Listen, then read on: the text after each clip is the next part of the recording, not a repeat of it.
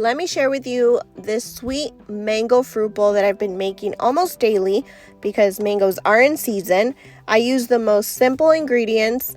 I use one ripe banana to avoid adding any other sweeteners. I use unsweetened almond milk and one complete ripe mango.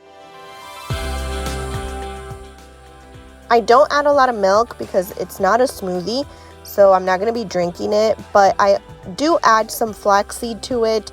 Another option is you can add ice if you enjoy things that are cold. I just rather not. My milk is cold enough, so I don't need to be adding more cold to it. And then you just mix it in your blender, Ninja or NutriBullet, whatever it is that you have, and it's ready to pour, ready to dress it up however you'd like with more fresh fruit, fresh mango. In my case, I use strawberries and some coconut flakes, and it's ready to eat.